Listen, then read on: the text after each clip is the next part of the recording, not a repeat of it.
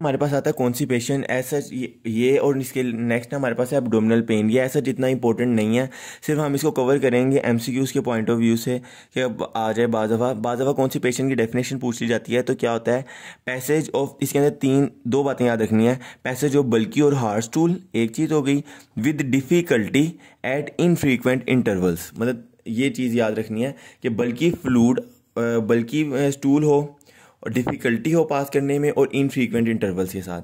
तो ये इसकी डेफिनेशन होती है कि कॉन्स्टिपेशन इज पैसेज जो बल्कि और hard stool with difficulty at infrequent intervals.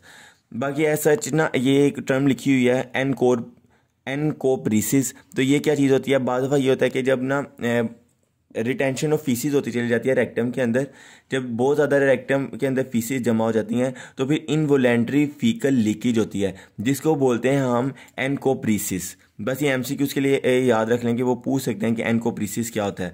बाकी पैथोफिजियोलॉजी के अंदर उसने दो मैकेनिज्म लिखे हुए हैं कि हमारे पास कॉन्स्टिपेशन क्यों हो रही है, दो वजह से हो रही है। या तो हम रेक्टम एम्प्टी होने के अंदर कोई डिफेक्ट है या फिर रेक्टम के फिलिंग के अंदर कोई डिफेक्ट है। ये दो बात उसने लिखी हुई है, सेट करने की जरूरत नहीं है। Defects in emptying the rectum and defects in filling the rectum. उसके बाद फिर उसने क्लिनिकल पॉइंट ऑफ व्यू से हिस्ट्री और फिजिकल एग्जामिनेशन बताई हुई है, ये भी आप लोग खुद ही देख लीजिएगा। नेक्स्ट उसने हिस्प्रंग डिजीज़ की कुछ फाइंडिंग बताई हुई है। बाद दफ़ा ये सिनेरियो के अंदर या फिर एमसीक्यूज़ के अंदर आ सकता है, स्टेटमेंट बनाइए और आप लोगों ने वहाँ से डायग्नोस करना हो कि वो हिस्प्रंग डिजीज़ की बात कर रहा है। तो पहली बात ये कि हिस्प्रंग डिजीज़ जो होगी उसकी एज जो ऑफ ऑनसेट जो होगी वो बर्थ के ऊपर होगी, यानी कि पैदाइशी तौर पर ये बीमारी होगी। और एब्डोमिनल डिस्टेंशन मिलेगी इसके अंदर, न्यूट्रिशनल और पुअर ग्रोथ मिलेगी इसके अंदर। और ना इसके अंदर यह है कि सोइलिंग और रिटेंटिव बिहेवियर नहीं मिलता, जबकि कॉन्स्टिपेशन जो होती है ना उसके अंदर मेनली हमें रिटेंटिव बिहेवियर मिल रहा होता है। इस हिस्प्रंग डिजीज़ के अंदर रिटेंटिव बिहेवियर नहीं मिलता, बल्कि क्या होता है कि पैदाइशी तौर पर एब्डोमिनल डिस्टेंशन होती है, न्यूट्रिशनल और पुअर ग्रोथ होती है। इसके अलावा अगर रीनल बायोप्सी करवाए तो गैंग्लियन सेल्स एब्सेंट होते हैं, रेक्टल एग्जामिनेशन के ऊपर एम्पुला एम्प्टी होता है। और बेरियम अनीमा के ऊपर ना हमें एक ये बहुत इंपॉर्टेंट बात है जो कि मेनली एमसीक्यूज में इस तरीके से आती है, जब बेरियम अनीमा करवाते हैं जो डिस्टल सेगमेंट है वो नैरो मिल रहा होता है और प्रोक्सिमली हमें मेगा कोलोन मिल रही होती है, तो वो शो कर रही होती है हिस्प्रंग डिजीज को, यानी कि narrow distal segment and proximal mega colon. उसके बाद मैनेजमेंट, अगर कॉन्स्टिपेशन की बात की जाए तो आप लोगों ने ये करना है कि ना हाई फाइबर डाइट दे देनी है, इनटेक ऑफ फ्लूइड ज़्यादा कर देना है, इसके अलावा स्टूल सॉफ्टनर्स दे देने हैं और एक ना स्ट्रिक्ट रेगुलर बाउल हैबिट करनी है। और मैंने आप लोगों को बताया था कि इसके अंदर क्या होता है कि एक रिटेंटिव बिहेवियर मिल रहा होता है, तो इसकी वजह से साइकेट्रिक कंसल्टेशन भी इंपॉर्टेंट होती है बच्चों के अंदर। उसके बाद फिर अप्रोच टू एब्डोमिनल पेन की बात की जाए तो ये भी बहुत अनइम्पॉर्टेंट टॉपिक है, इसमें से सिर्फ एमसीक्यूज के हवाले से देख लें कि लिखा हुआ है फंक्शनल एब्डोमिनल पेन।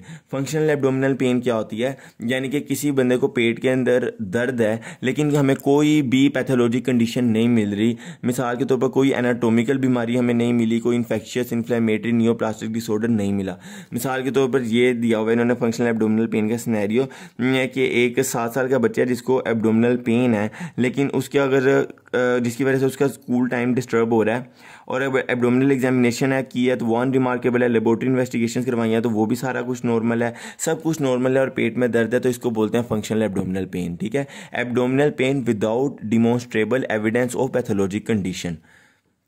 उसके बाद फिर अगर बात की जाए फंक्शनल डिस्पेप्सिया क्या होता है, ये एमसीक्यू से पूछ सकता है कि फंक्शनल डिस्पेप्सिया का अगर फंक्शनल एब्डोमिनल पेन या फिर डिस्कम्फर्ट जो हो अगर वो अपर एब्डोमन के ऊपर हो ना तो हम उसको फंक्शनल डिस्पेप्सिया बोल देते हैं। इसी तरह अगर नेक्स्ट आ जाए तो एब्डोमिनल मिग्रेन, ये कुछ टर्म्स हैं, बस ये देखते हैं ये क्या चीज़ें होती हैं। एब्डोमिनल मिग्रेन ये होती है कि एब्डोमिनल पेन हो, साथ में सर दर्द हो और साथ हमें सिम्टम्स मिल रहे हो नोजिया, वोमिटिंग, एनोरेक्सिया वगैरह के। और इसके अलावा जो वालिदैन है मैटरनल हिस्ट्री मिल रही हो माइग्रेन हेड की तो उसको हम बोलते हैं एब्डोमिनल मिग्रेन। उसके अलावा यह है functional abdominal pain syndrome. Functional abdominal pain का तो आप लोगों को समझ लग गई है कि पेट में दर्द है लेकिन कोई पैथोलॉजी कंडीशन का एविडेंस नहीं मिल रहा तो उसको फंक्शनल एब्डोमिनल पेन बोलते हैं। अब अगर इस पेन की वजह से डे लाइफ एक्टिविटीज डिस्टर्ब होना स्टार्ट हो जाएं, मिसाल के तौर पर डिफ़िकल्टी हो स्लीपिंग के अंदर, सोने के अंदर डिफ़िकल्टी हो या फिर हेडेक वगैरह आ रही हो, तो इस सारे को हम बोलते हैं फंक्शनल एब्डोमिनल पेन सिंड्रोम। उसके बाद भी पेट में दर्द की कुछ रीजंस लिखी हुई हैं कि किस किस वजह से रीजन हो सकती है। तो कुछ हमारे पास GIT के डिसऑर्डर्स हैं, कुछ हमारे पास यूरिनरी ट्रैक के डिसऑर्डर्स हैं, सिस्टेमिक डिसऑर्डर्स हैं। तो ये आमतौर पर कर लें वैसे, लेकिन आप लोग ना इससे डिफरेंशियल डायग्नोसिस बना सकते हैं, तो इसलिए एक दफ़ा कर लें। आप लोग तरतीब से स्टार्ट हो, खाना खाया, स्टमक में आया था तो गैस्ट्राइटिस के बाद फिर आगे इंटेस्टाइन के अंदर जाता है तो गैस्ट्रोएंटराइटिस, यहाँ से आप लोगों को याद रहेगा। इसके अलावा क्या क्या होता है स्टमक में? हेपेटाइटिस होता है, हेपेटाइटिस के साथ ही जुड़ा हुआ गोल ब्लैडर, तो कोलिसिस्टाइटिस, साथ पैनक्रियाटाइटिस आप लोग याद रख सकते हैं, फूड पॉइजनिंग, कॉन्स्टिपेशन, अपेंडिसाइटिस और पेप्टिक अल्सर डिजीज, जो याद रह जाता है ठीक है। जेनिटो यूरिनरी डिसऑर्डर, जिसकी वजह से पेट में दर्द होती है, उसमें आप लोग लिख सकते हैं कि रीनल कैलकुलस यानी कि रीनल स्टोन्स हो सकते हैं। इसके अलावा टेस्टिकुलर टोर्शन हो सकती है, पेल्विक इन्फ्लेमेटरी डिजीज हो सकती है। एक दो के नाम याद रह जाएं बहुत है। उसके बाद सिस्टेमिक डिसऑर्डर्स देखें तो डायबिटिक कीटोएसिडोसिस और हीमोलिटिक यूरेमिक सिंड्रोम। इसके अंदर डायबिटिक कीटोएसिडोसिस में भी पेट में दर्द होती है, हीमोलिटिक यूरेमिक सिंड्रोम में भी, पोरफायरिया में भी और सिकल सेल डिजीज़ के अंदर भी। मिसलेनियस के अंदर आप लोग ट्यूमर्स का नाम याद रख सकते हैं, निमोनिया और कोलिक। इनफ है, आगे ऐसा जितना कुछ इंपॉर्टेंट नहीं है। आगे बाकी इन्वेस्टिगेशंस और डायग्नोसिस वगैरह लिखे हुए हैं, मैनेजमेंट लिखी हुई है, ऐसा जितना इंपॉर्टेंट नहीं है। ये सिर्फ MCQs के हवाले से करना था हमने, और उसके लिए इंपॉर्टेंट था कि पता हो कि फंक्शनल एब्डोमिनल पेन क्या होता है, सिंड्रोम क्या होता है, एब्डोमिनल माइग्रेन क्या होता है, कुछ टर्म्स करनी थी, इनफ है। अब नेक्स्ट हम करेंगे पेप्टिक अल्सर डिजीज़।